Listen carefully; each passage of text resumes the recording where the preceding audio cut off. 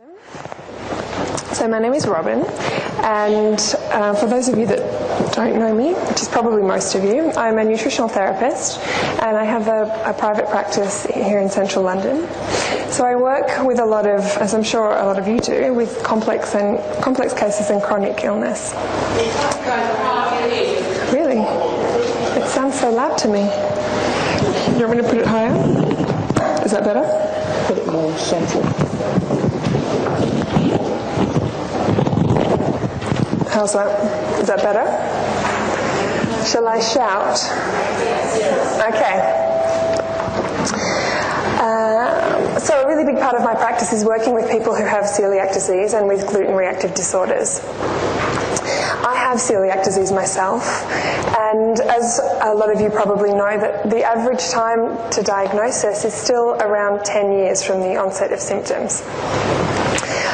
However, for myself, all of my symptoms are neurological and skin related. I've never had any GI symptoms. So I was sick and I was suffering for 19 years before I managed to get a diagnosis of celiac disease. And when I got that diagnosis, that was actually the first time that celiac disease changed my life. I went on the gluten-free diet. This was in 2004. I went on the gluten-free diet. I felt better. In fact, I felt better than I ever had before. And I kind of got on with my life and just didn't think about it anymore. I went on to do a degree in nutrition, and about 3 months before I graduated, I had a massive inadvertent gluten exposure and I got sick. I got really sick, and I stayed sick. I didn't get better even once my villi had healed, and I was being super compliant with the gluten-free diet and had a lot more knowledge about what to do to heal the gut and dial down the inflammation in my system. And what I discovered at that point was that I didn't really understand very much about celiac disease.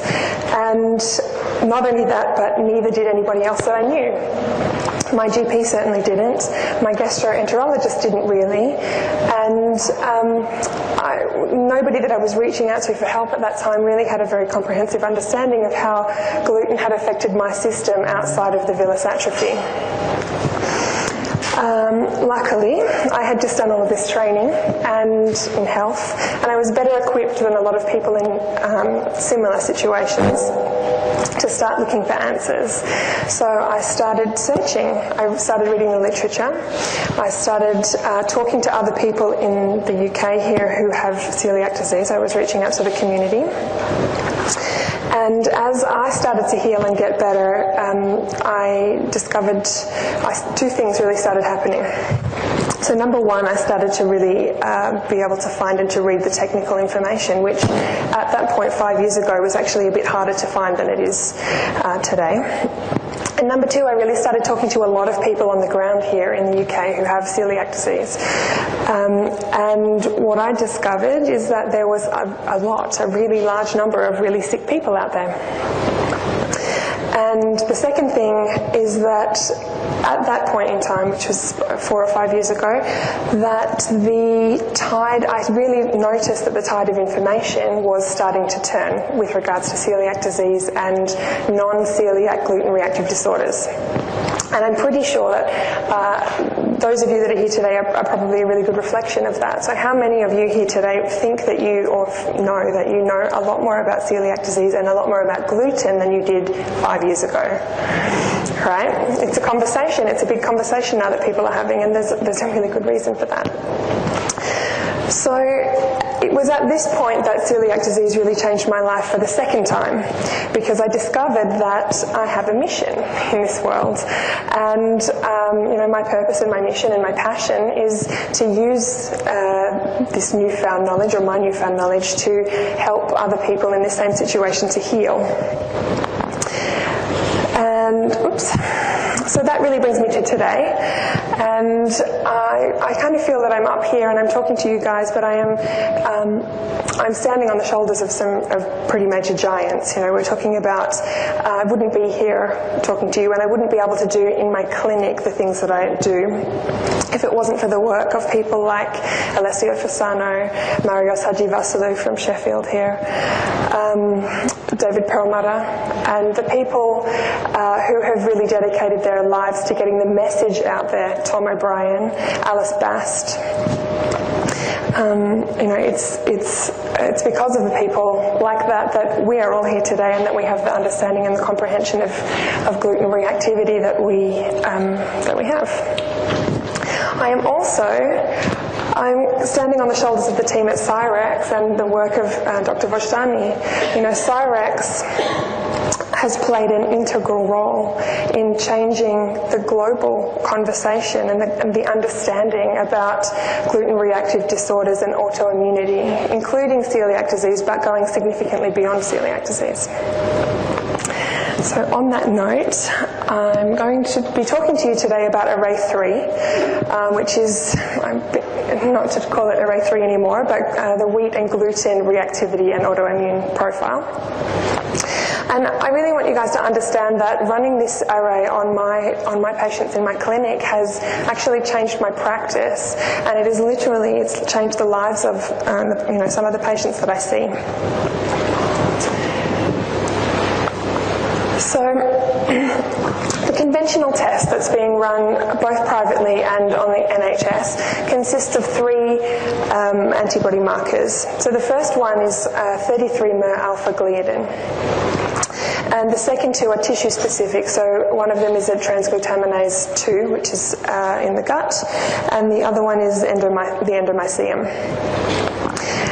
The problem with that, to my mind, is that roughly 50% of people with celiac disease don't react to 33-mer alpha-gliadin. And when we're talking about gluten reactivity, we're thinking about outside the gut, outside of celiac disease. And it's been estimated, and I think it's reflected a little bit in some of the results that Cyrex have seen, that about 50% of people with gluten reactive disorders also don't respond to 33-mer alpha-gliadin. I've read in some of the literature that there are some subsets of gluten reactivity, such as schizophrenia or attention deficit disorder and the neurological sort of spectrum, where it's almost 100% of the people that won't react to 33-mer alpha-gliadin, despite the fact that they are very, very gluten sensitive and very gluten reactive. So what we really have here is the most comprehensive wheat or gluten reactivity panel on the market. And instead of looking at just the 3 markers that I discussed, Array 3 is looking at multiple proteins and gluten peptides. It's looking at both native and deaminated gliadin. It's looking at opioid peptides from both gluten and the non-gluten components of wheat. It's looking at lectins, and it's looking at multiple transglutaminase enzymes outside of just the ones that are found in the gut, and it's also looking at the immune complex. So it's providing really in-depth information about an issue that has really, really wide clinical implications.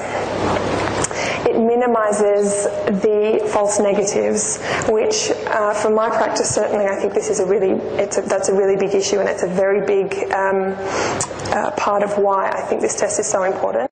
And also in my experience it hugely increases compliance. Why do we need a new test? You guys all know the answer to this question, but we needed a better diagnostic tool for the doctors, and we need a more informative tool for us to be able to use in clinic. The existing test is extremely limited. It's not an effective strategy to just be measuring a single breakdown product of the gluten protein, particularly in light of the fact that about 50% of people who have a problem with gluten aren't going to be reacting to that single epitope. So the test that exists at the moment, too many people are falling through the gap in that. And this was really reflected to me when I started working with the community at large. I saw 2 kind of glaringly obvious problems. Number one, it was incredibly difficult to get answers. It was really, really difficult to get a diagnosis in the first place. And then once you had that elusive diagnosis, there was a very large group of people who didn't get better, and in some cases actually found that they were getting worse, their health was getting worse. The other thing that I saw reflected a lot was once they had the diagnosis of celiac disease, the doctor or the care providers stopped looking for answers beyond that. You have celiac disease, that's why your hair is falling out. It's because you're not absorbing nutrients properly. You're probably not absorbing iron very well. You have celiac disease, that's why you're tired. And here is, with this group of people who need it so badly, Cyrex is able to provide more investigation and more answers beyond the diagnosis in the first place. We have Array 5, so we can continue to look at what else is being affected by that prolonged exposure to gluten that you had before you took it out of your diet. What other antibodies, what other tissue systems are being affected. And when we talk about Array 4, the cross-reactivity plus, what else is going on? What else is going on in the gut? What other foods are causing problems beyond gluten? Why are you continuing, even though you're compliant with the gluten-free diet, why aren't you well?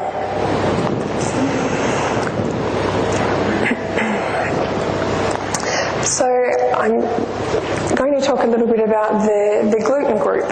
So what is gluten in the first place?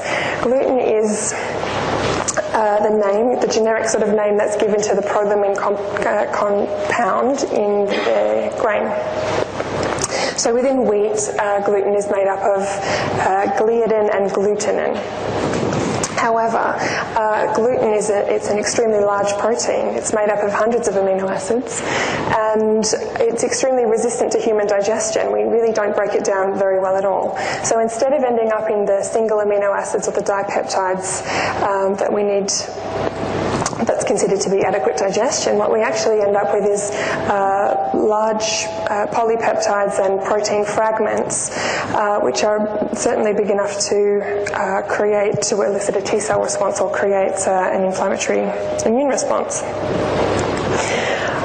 So 33-mer-alpha-gliadin is one of these breakdown products of gluten, and it has been, again, in reading the literature, it's a little bit of a contentious issue, roughly actually how many breakdown proteins there are.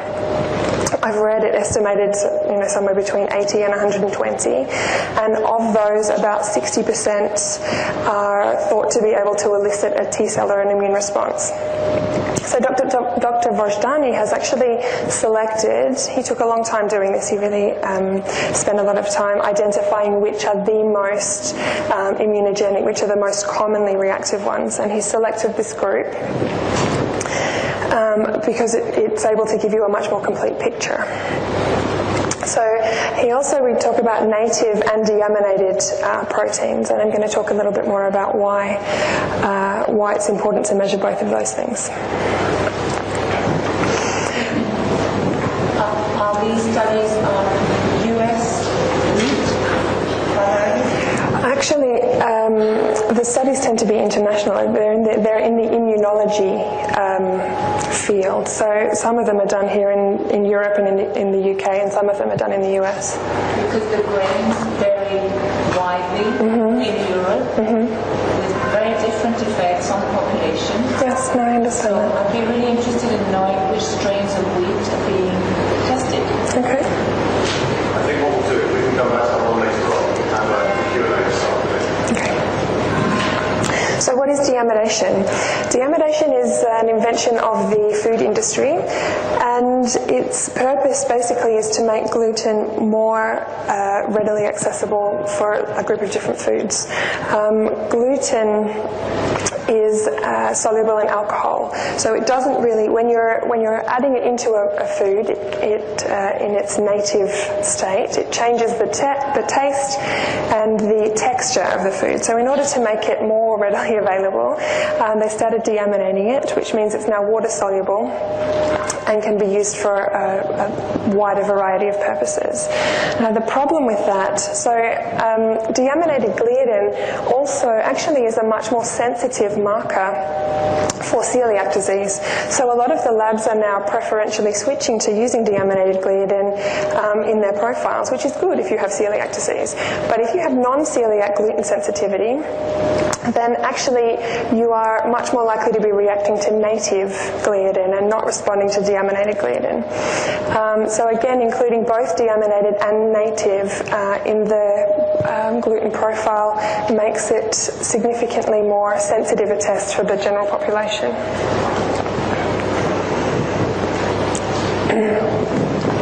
So here we have a study, and I think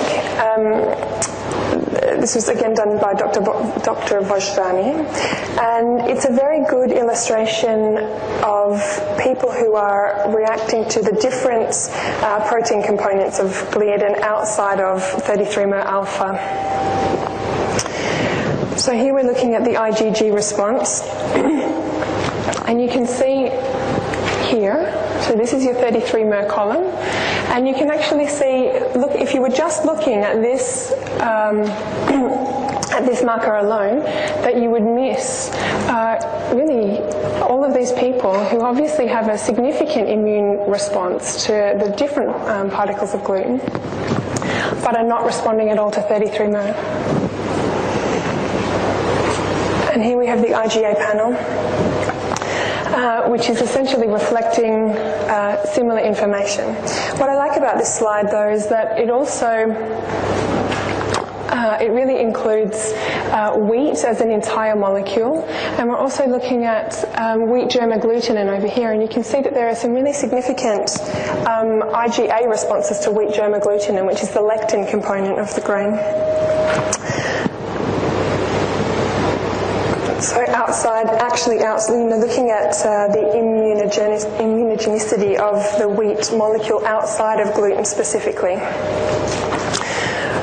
So the other two wheat molecules that we're looking at is wheat germ agglutinin, the lectin, and gluteomorphin and prodynorphin, which are opioid peptides.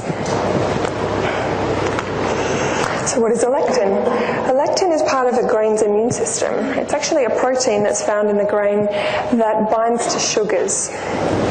And it helps to protect grains against insects, yeast, and bacteria.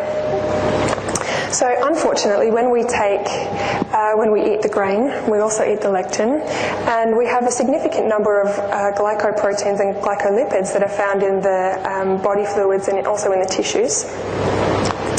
And it's thought that the lectins are able to attach to these glycoproteins and glycolipids and contribute to inflammation, to cell damage, and to intestinal permeability in this way. Actually, lectins have been linked to many toxic effects on the body, and again, even outside gluten, wheat germ agglutinin specifically is linked to the development of autoimmunity.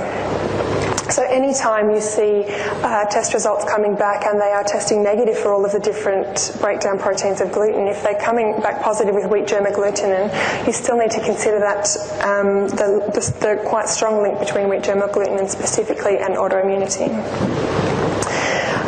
The other thing about people who are testing positive to wheat germ agglutinin when you see it in your practice is that I actually don't know if this is the lab's opinion, but it's certainly my opinion that it's definitely worth considering that this person has a problem with lectins across the board and looking at removing it from the diet in things other than grain. So things, working with a more paleo or even autoimmune paleo approach.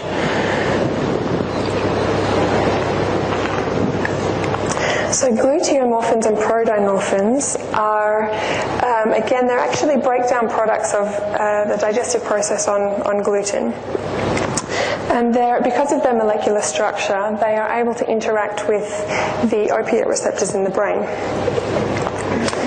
And because of this interaction with the opiate receptors in the brain, you see positivity in this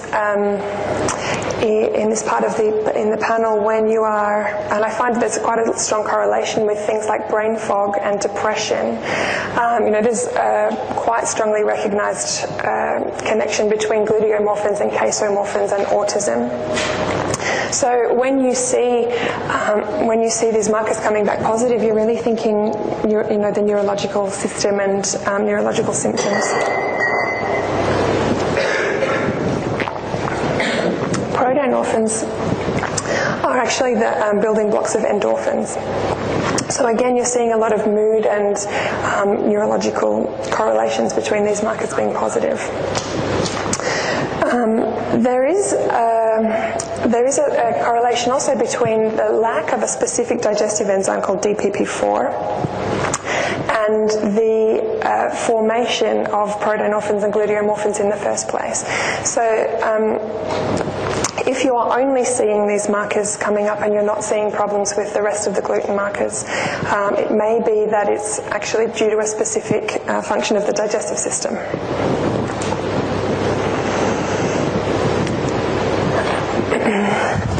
So Array3 tests multiple autoimmune markers, and this is extremely useful in clinical practice.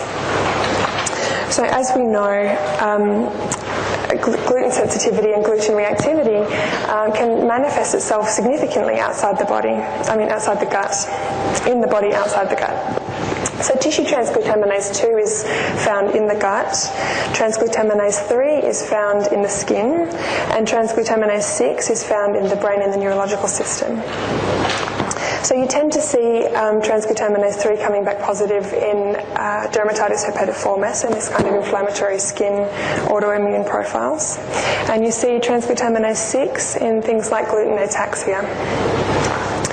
The gliadin transglutaminase complex is a really important marker actually, because this is really talking about specific wheat and gluten related autoimmunity. When you see the immune complexes in this way, it's showing you that there is a direct correlation between the tissue damage that's being done and the ingestion of the gliadin or the gluten in the first place. Oops.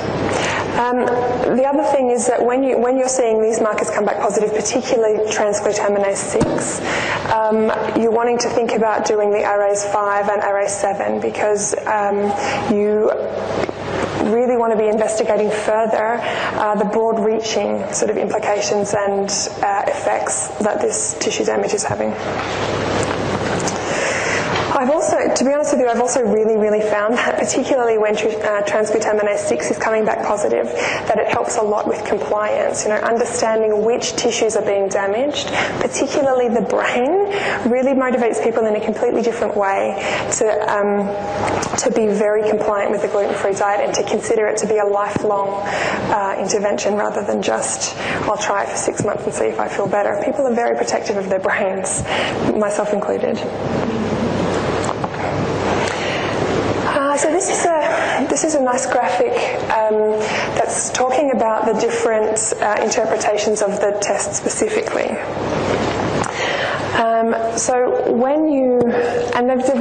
They've divided the test results into, so gluten sensitivity specifically, wheat and gluten sensitivity, just wheat sensitivity, lectins, and autoimmune reactivity.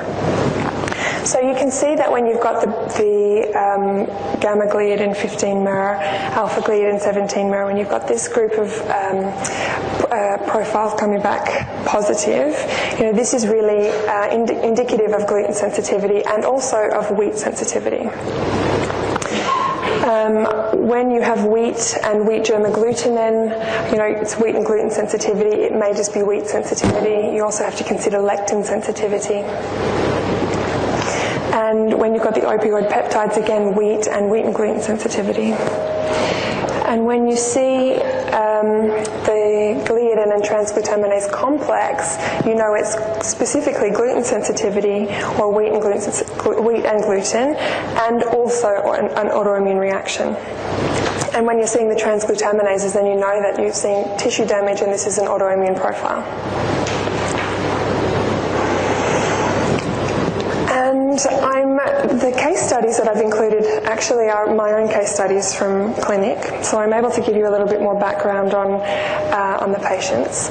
And Jean has actually asked me, as you know, you're all here today for the launch of Cyrex in the UK, so he was wondering how I've managed to be running the profiles on my patients. And essentially what happened was I ran the profiles on myself first, and I did that about 3 years ago. And the impact that it had on me, and bearing in mind I was already a nutritionist and I'd done a lot of research on celiac and gluten sensitivity, and the impact that it had on me and my understanding of my own body and my immune system and my health problems was so profound that I was really determined to run this profile on my patients that I was seeing in clinic. And I'm lucky enough to be travelling to the States a couple of times a year to visit family and friends, and so I would have all my patients that wanted to be tested come to the clinic and have their blood drawn either on the morning of the day that I flew or the evening before if I was flying in the morning. And then I would fly over to the States with a suitcase full of boxes of serum, panicking every time. No idea if this was legal or not, didn't know if I was going to be arrested for, carrying some kind of contraband fluid, always panicking. And then rushing to FedEx when I arrived there to mail it back to Phoenix to the lab and in time. And in this way, I've managed to actually incorporate it into my practice. And, besides from the panic about being arrested by security, airport security, one time the airport lost my suitcase. Luckily, they got it back to me within 12 hours and none of the samples were degraded, but that was a seriously sleepless night for me. And another time actually saw me sprinting through Manhattan with a bag full of plasma, boxes of plasma in one hand, desperate to get to the FedEx office before it closed because my flight had been delayed. So, and you know what? The results were worth it. They were totally worth that effort, and they were really worth all that stress that happened, because really this has really changed. It's had such a big impact on my practice and on the patients. So this is the first patient. His name was Chris. He was 3. And Chris, actually, I've spoken a little bit already about false negatives and how this panel really has a big impact on minimising false negatives. All of the people that I've included in the talk today have actually already been tested negative for celiac disease using the standard panel. So you can see that this little boy who was failure to thrive, major behavioural problems actually. This little boy was not a happy kid. He was really angry, throwing tantrums, really a problem for his parents to handle. And he had been tested negative for celiac disease. And the problem actually with him, because he was gluten-free, sort of, was that the mother was having this intense pressure from her family that, particularly the father and also her in-laws, that he had to have a little bit of gluten every week or he would lose his tolerance. He would lose his ability to tolerate it. And that was the concern of the family. And the reason that running this profile, you can see that he has several markers that are out of range completely and a couple that are also in the equivocal category, which we know is positive. I was able to really demonstrate and discuss with her the fact that this little boy had already lost tolerance. His immune system and his body did not have tolerance for gluten. And it wasn't a case of he had to eat a little bit in order to maintain tolerance. Tolerance was gone. And every time he ate a little bit, that his immune system was actually damaging his body. And so it had a really big impact on her ability to go back to her family and her husband and to withstand that social pressure and be very compliant, which had a huge impact on his behaviour and on their family. So this is a 16-year-old Justin. And again, Justin had already tested negative for celiac disease using the standard panel. And you can see that actually his, 33 mer IgA is normal. Is it? Yeah, it's normal. His IgG is elevated, but his IgA is normal. And however, he's clearly highly gluten sensitive. He's got autoimmune markers that are elevated. Look at his gliadin transglutaminase complex IgA is 4.66, which is significantly elevated above 1.6. And on the basis of this test and a conversation that I subsequently had with his doctor agreed to send him off to have the biopsy, and he had total villus atrophy. So I was able to get a diagnosis of celiac disease. This is Lucy. Lucy was one of those patients that walked in my door, and she looked sick. She looked really, really ill. She was very pale. She had big dark circles underneath her eyes. She had a family history of celiac disease and had tested negative twice on the standard panel that her doctor had run. She was actually being treated for small intestinal bacterial overgrowth by a consultant gastroenterologist who had taken her off dairy, but because she'd had these 2 negative tests, he was really quite adamant and quite strong with her about the fact that gluten was not a problem for her, and it wasn't anything to do with why she was so ill. So as you can see, this is the only test I've ever run on my patients that have had 0 normal markers. Every single marker for her is completely out of range. And within 2 weeks of taking her off gluten, she was a completely different person. She looked different, felt different. So really this test for her changed her life. And so this is a female patient of mine who came to me while she was pregnant. So she was about 5 or 6 months pregnant when we ran this test on her, and her celiac panel had come back normal. She had a family history of Hashimoto's. Her sister has Hashimoto's disease, and during this she'd had 1 healthy pregnancy, but during the second pregnancy her hair started to fall out. She was very ill, had started to lose weight, and actually her fetus had stopped growing. So we ran this panel on her, and sure enough, she's quite gluten reactive, and you can actually see that her gliadin transglutaminase complex IgA is out of range at 3.1. Now, she wasn't able to have a biopsy because she was pregnant. But this was certainly enough to convince her that gluten was a significant problem and that she had, this autoimmune complication. Came off gluten, got better. The fetus started to grow again, and she continued on to have a healthy pregnancy and has a very healthy little girl. And this I've included, this is her follow-up profile, which we just ran about within the last 2 months. And I included it actually because I thought it was interesting to see how her markers had changed. So you can see that her original, up the top here, her wheat IgG is 3.3. And it hasn't come down all that much. It has definitely started to come down, but it's now, I chopped it off accidentally, but it's 3.11. But everything else that was in the strong positive range has shifted over into equivocal or is normal. And the other thing that I thought was interesting to see is that instead of having an extremely elevated IgA immune complex, this is now in the normal range and her IgG is elevated.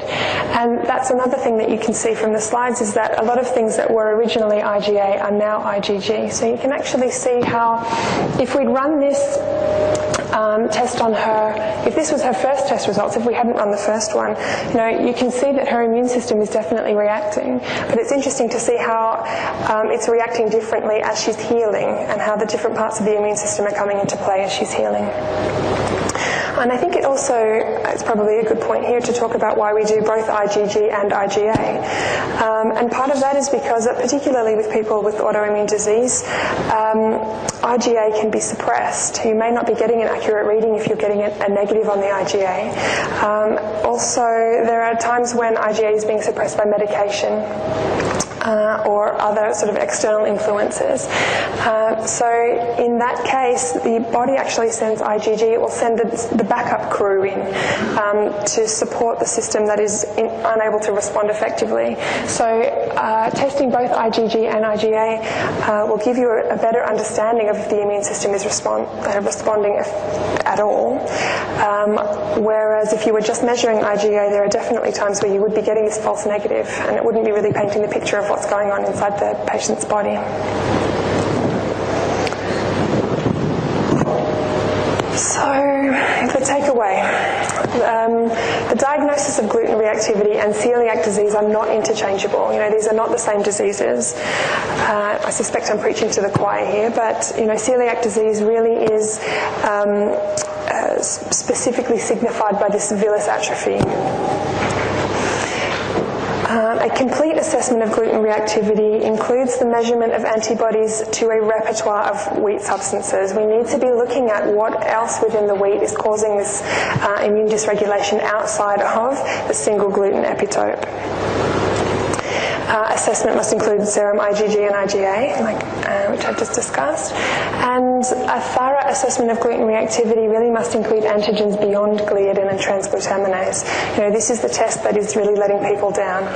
And I think, from my perspective, as well as this issue of kind of eliminating or significantly reducing the false negatives, one of the most significant things in my practice that this test has helped me with is that actually it's providing my patients and providing my clients with answers when they are being failed by the current system, which is really woefully inadequately equipped to deal with the kind of chronic illness that we're seeing in our clinics. I know that all of you are seeing them.